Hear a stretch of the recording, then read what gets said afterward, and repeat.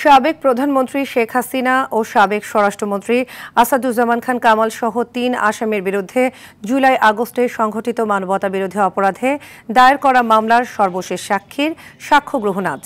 সাক্ষ্য দিবেন মামলার মূল তদন্ত কর্মকর্তা আইও মোহাম্মদ আলমগীর। আন্তর্জাতিক অপরাধ ট্রাইব্যুনাল ১-এ বিচারপতি মোহাম্মদ গোলাম মর্তুজা মজুমদারের নেতৃত্বাধীন বিচারিক প্যানেলে হবে এ সাক্ষ্য গ্রহণ, যা সরাসরি সম্প্রচারিত হবে বাংলাদেশ টেলিভিশন ও আন্তর্জাতিক অপরাধ ট্রাইব্যুনালের ওয়েবসাইটে। এর আগে ২৪ সেপ্টেম্বর সাক্ষ্য গ্রহণের ২২তম দিনে সাক্ষ্য দেন মামলার বিশেষ তদন্ত কর্মকর্তা ও প্রসিকিউটর তানভীর হাসান জোহা। এদিকে আন্তর্জাতিক অপরাধ ট্রাইব্যুনাল ২-এ সাভারের আশুলিয়ায় হত্যার পর ৬ লাশ পোড়ানোর মামলায় ৭ম দিনের সাক্ষ্য গ্রহণ চলছে। এছাড়াও মানবতাবিরোধী অপরাধ মামলায় ট্রাইব্যুনালে আনা হয়েছে জাসদ সভাপতি ও সাবেক তথ্যমন্ত্রী হাসানুল হক ইনুকে।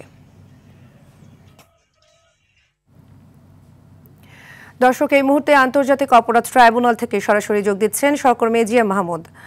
মাহমুদ, সাক্ষ্য গ্রহণের বিষয়ে বিস্তারিত আমাদের জানাবেন।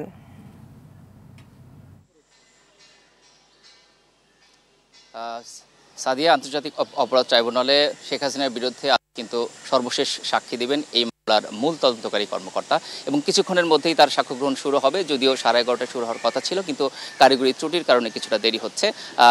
এখন কিন্তু সবকিছু প্রস্তুত রয়েছে। আমরা দেখেছি যে কিছুক্ষণের মধ্যেই হয়তো শুরু হয়ে যাবে, এমনটি জানানো হয়েছে। এবং এই মূল তদন্তকারী কর্মকর্তা তার সাক্ষ্যের মধ্য দিয়ে বেশ কিছু চাঞ্চল্যকর তথ্য বের হয়ে আসবে এমন ইঙ্গিত কিন্তু প্রসিকিউশন থেকে আগেই দেওয়া হয়েছে। এবং তার এই জবানবন্দি কিন্তু বাংলাদেশ টেলিভিশন এবং আন্তর্জাতিক অপরাধ ট্রাইব্যুনালের ওয়েবসাইটে সরাসরি সম্প্রচারিত হবে, এমন প্রস্তুতিও কিন্তু রয়েছে। একই সাথে জানিয়ে রাখি, এর আগে কিন্তু এই মামলার বিশেষ তদন্ত কর্মকর্তা এবং প্রসিকিউটর তানভীর জোহা তিনি সাক্ষ্য দিয়েছেন। তার সাক্ষ্যতেও কিন্তু বেশ কিছু চাঞ্চল্যকর তথ্য বেরিয়ে এসেছে এবং এই বিষয় নিয়ে কিন্তু সারা দেশেই আলোড়ন তৈরি হয়েছে।